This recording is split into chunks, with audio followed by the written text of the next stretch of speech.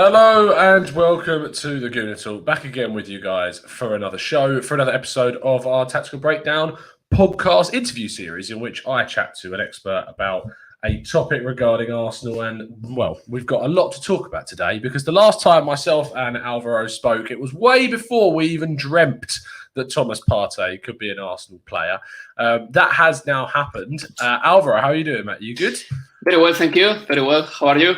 Yes, I mean, as I said, just off air, a lot better than I was a few days ago when we were speaking last. I think it was on Saturday or Friday. Friday. Yeah, Friday. So a lot's happened since then.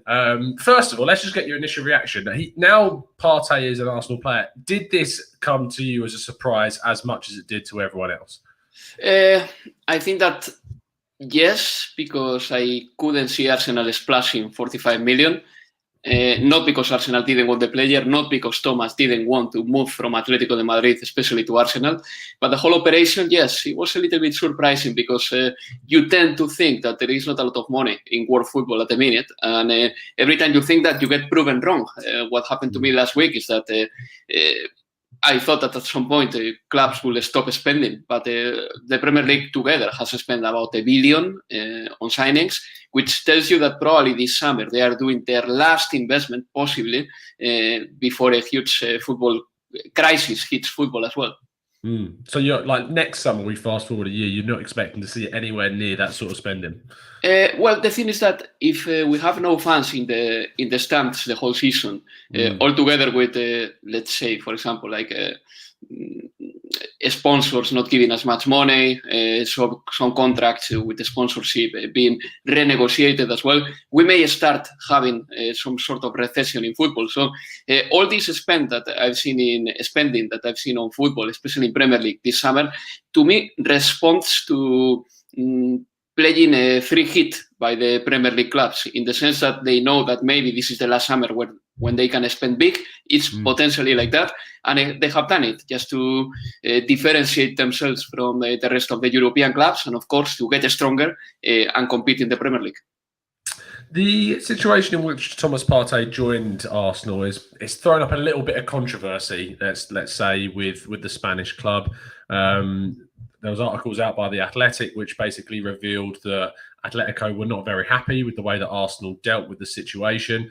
I asked you on Friday about how a release clause process kind of worked, and I said to you, if it comes down to the last day, will Arsenal still have time to activate that release clause? And you told us that they would, and that is inevitably what happened. So, and I was looking back at sort of the way that Atletico have done deals previously, and the one that came up for me was Vitolo and what happened with him and Sevilla and Las Palmas. Do you want to kind of talk through what happened so the listeners are aware of that situation and how that's kind of similar to what we saw here? Yeah, as far as I can recall, that happened 2.5 years ago. And Atletico de Madrid basically paid the release clause of a player that belonged to Sevilla at the time, Vitolo. And automatically, after signing the player, they sent him on loan to Las Palmas, as far as I can remember, because he couldn't fit at Atletico at the time. And then a ban, was it? Yeah, a ban? Yeah, exactly. They had the transfer ban, exactly. And Vitolo was playing for Las Palmas for about 6 months on loan, and then he came back to Atletico de Madrid. But Atletico, the transfer ban actually has the wrong naming in it, because you can actually buy players when you have a transfer ban, but what you cannot do is register players. So Vitolo couldn't be registered, but yes, could be signed, which is what Atletico did. And they sent Vitolo on loan, and after the transfer ban was lifted, Vitolo became an Atletico de Madrid player, or at least could be registered as an Atletico de Madrid player. And I think Barcelona did it with Arda Turan at one point as well, I think. So yes. And they did the same thing with Arda Turan and Alex Vidal, two players. If you don't remember them well, I wouldn't blame you, especially Alex Vidal. Yeah, the Vidal one, it was such a strange one. He was kind of looked to be in that possible right back, wasn't he? And he never really, he could play further forward as well, but he could never really sort of nail down that spot. And now obviously Sergio Roberto came in and they signed Semedo. But anyway, we're going off on a tangent. Talking about then how you feel that Arsenal kind of behaved at the end of the window. Do you think Arsenal are well within their rights to have completely, effectively ignored Atleti by not sending them a courteous call, as has been reported, going straight to La Liga, saying that they're willing to pay the release clause, knowing that Thomas Partey had previously registered his sort of acceptance that he would be willing to move to Arsenal? Do you think Arsenal acted in a way other than what they should have done? I think that, look, it's always better that the clubs have a conversation. It's always better that the good relationships stay within clubs. But at the same time, it's entirely up to Arsenal to do the deal one way or another. So I think that the club, Atletico, was more annoyed maybe with Thomas Partey than with Arsenal, to the point that they released a very cold statement giving a farewell to Thomas Partey, a player who has been a key part, for example, in few successes of Atletico de Madrid, like winning the Europa League a couple of years ago. So yes, I mean, Arsenal got the player they wanted. They put that money in La Liga, and therefore there is not much more to say. I think that this is going to be something that won't be a scandal or anything like that. It has happened so many times. Sometimes, yes, there is a good relationship between both clubs, and sometimes there is simply not. I mean, Atletico de Madrid wasn't happy to sell Thomas Partey, and Arsenal wanted to buy the player, and they knew that there was a price tag on him. As I said last week, I mean, the stupid thing maybe is to have a release clause in the first place, because why is the selling club putting the first price first? I mean, this is something I will never understand. It's never like that. Like, for example, Barcelona going to Liverpool and saying, I want Wijnaldum, and Liverpool saying, okay, yeah, Wijnaldum can be up to leave for 20 million. No, it has to be Barcelona, the team that offers the money. It has to be Barcelona, the team that does the first approach and the first move. I don't understand why in Spain we still keep the release clause, considering that in Premier League teams have easily as double money as Spanish clubs do. It's weird, isn't it? Because like you think about the market value of players. In my opinion, the way that you value a player is on how much teams are willing to buy that player for. And if you've got that interest in that player, like we looked at Emi Martinez, who left Arsenal for Aston Villa a year ago, a lot of people would have said he's only worth £2 million. He's barely played for Arsenal. He's the third choice keeper behind Leno, and at the time we've had like Manone and Szczesny and Ospina, and he's been there the whole time, and he's always sort of been that third choice Fabianski as well. He has 12 games in an Arsenal shirt, does really well, and then Aston Villa are willing to pay £17 million for him, and at that point Arsenal are going to turn around and go, you know what, that's a good price for someone that was worth a tenth of that a year ago. So go on.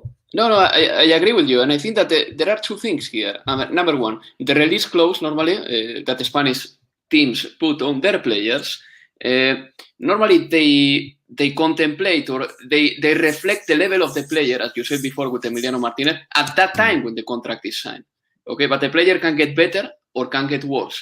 And then normally the release clause doesn't really contemplate the possibility of other leagues, or at least I've got that feeling in Spain. I remember that Dani Ceballos, when he was playing for Betis, he got a 15 million release clause, and he was already a 20-year-old guy who was tremendously promising. So any Premier League club, even I don't know, Fulham at the time could have splashed 15 million for Dani Ceballos. So I think that it shows like a narrow-minded thing. Like, for example, no one in La Liga apart from Real Madrid or Barcelona could pay 15 million for Dani Ceballos, yes, but there is a world out there with rich teams in Italy, in England, in Germany, that can actually pay that money. So basically what you're doing, you are making every club making it very clear to them that if they want to, they can get a player from you. So that's why I don't like the release clause thing. I mean, the release clause is never showing the real level of a player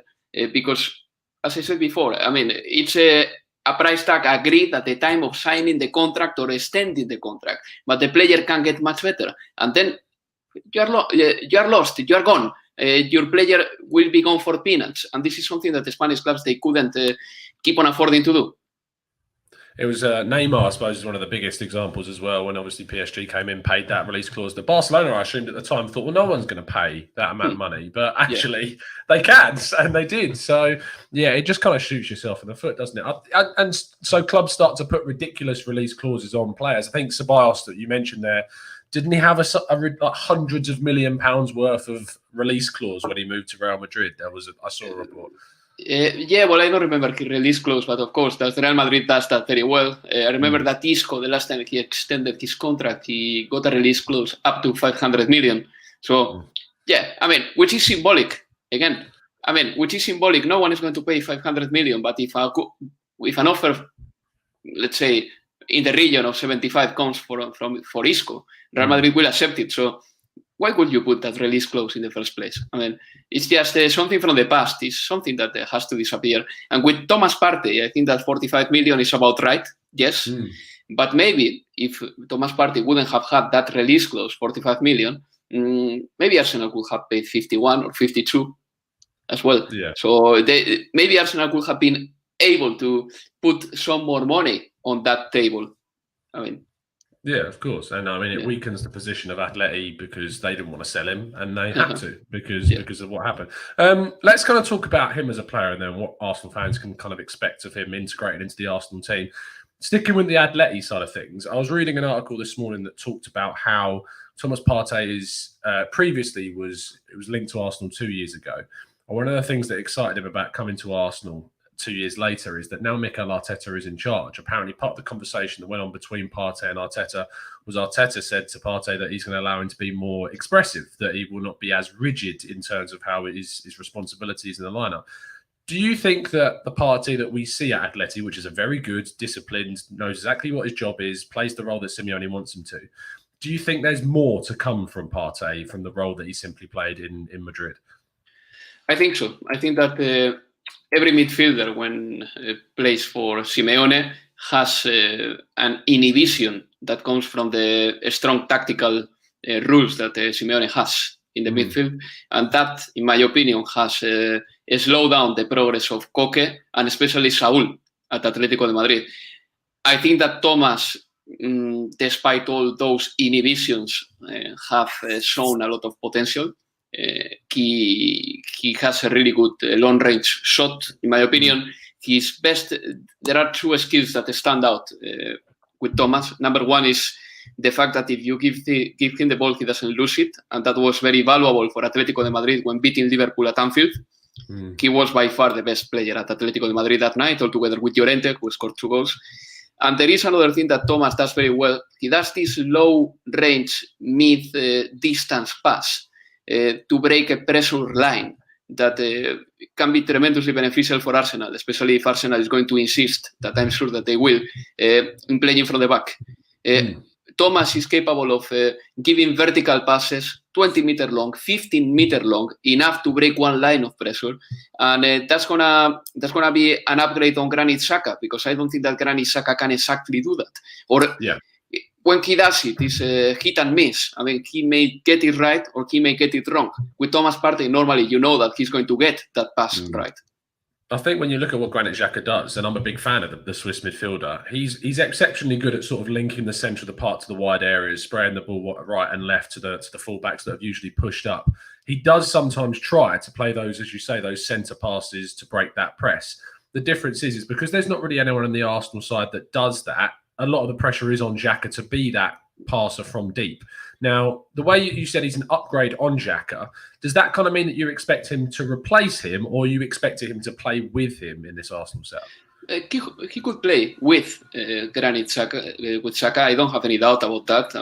I think that he is better than Xhaka, but Xhaka and El Neni have played together this season until Dani Ceballos started having more minutes. So I think that there are few options for Arteta there. I can see Xhaka playing with Ceballos and Thomas Partey as well.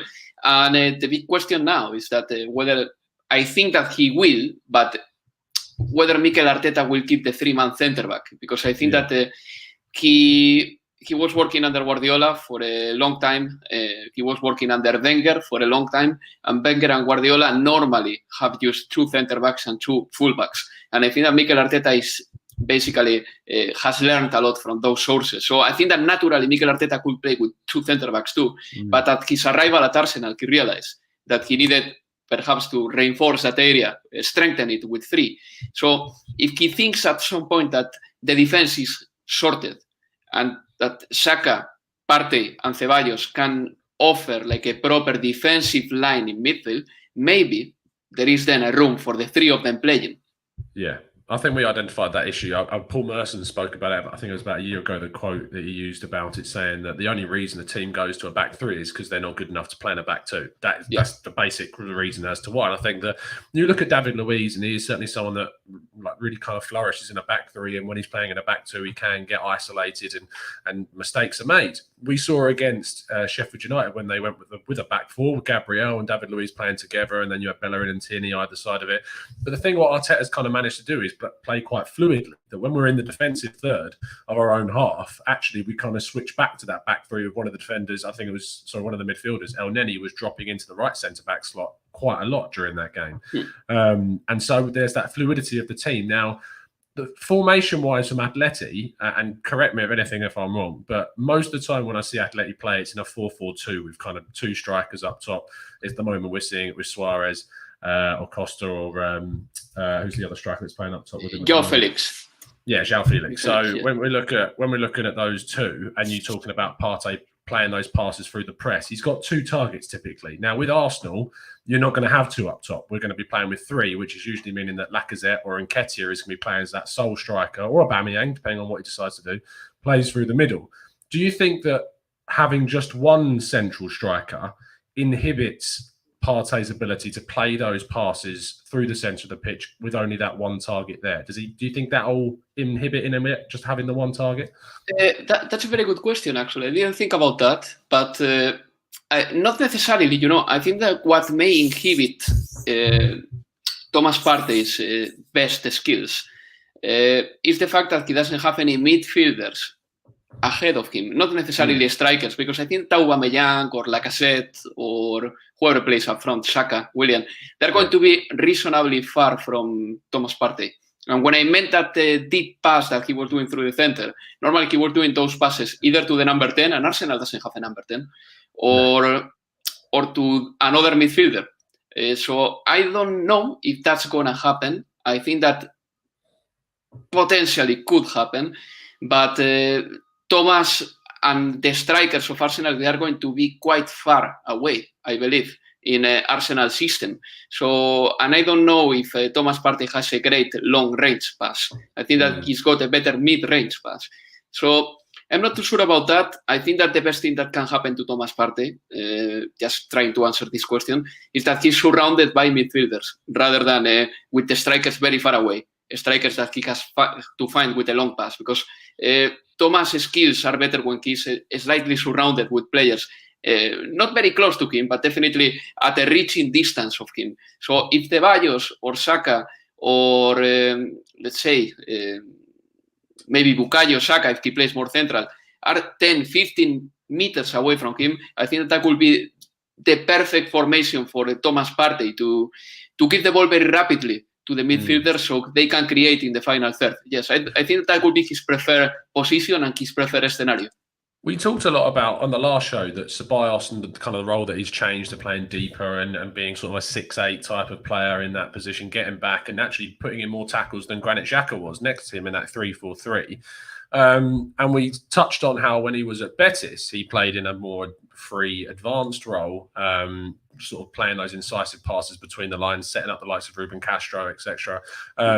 Do you think that in this Arsenal team, you talked about them needing possibly a number 10 in front of Partey, that would also give Partey another target for those mid-range passes as well. Do you think Ceballos is capable of returning back to that form that he showed when playing in Seville? I think that he can. I think that he has proven over the years that at times he's been at that level again. For example, in every Euro under 21 tournament, he was, in my opinion, the best midfielder in the Spanish team. So I think that he can. I think that he has done it sometimes with Arsenal. Last season, you mentioned the game against Burnley the other day, but I think that against Liverpool this season, he was phenomenal too. Really, I mean, he was capable of leading vertical balls to the attackers too. So I think that Dani Ceballos is capable of reaching that level, yes.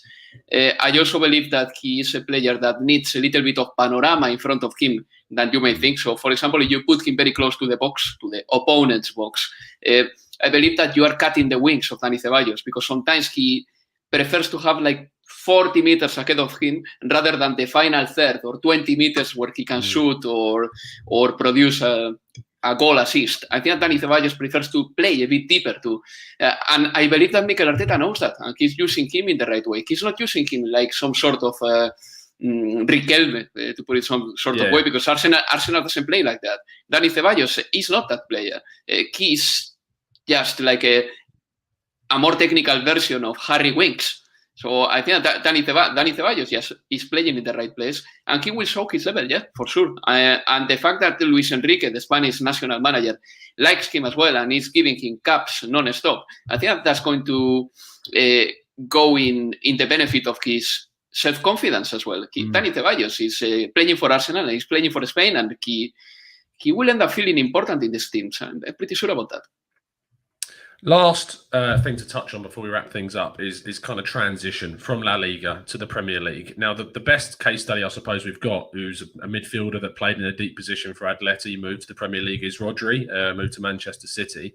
What have you made of Rodri's transition from the La Liga to the Premier League, and how do you think that will mirror Partey's transition from La Liga to the Premier League? Well, I think that the problem of Rodri was the transition. I think that Rodri is nowhere near the quality of Fernandinho, for example, when it comes to making that tactical fall to stop the opponent's counter-attack. He's not as mobile. He's not as quick. He's good on the ball, yeah, but he's not excellent. And I think that Rodri has been just all right for Manchester City. I believe that some of the problems that Manchester City have shown from September 2019 onwards are closely related to Rodri, to the point that against Wolverhampton 2 weeks ago, Pep Guardiola was playing with Fernandinho and Rodri because he needed to armor plate that midfield with another one like Fernandinho, because Rodri on his own cannot cope. So I think that Rodri's case and Thomas' case are not similar at all, because Rodri was more of a positional midfielder.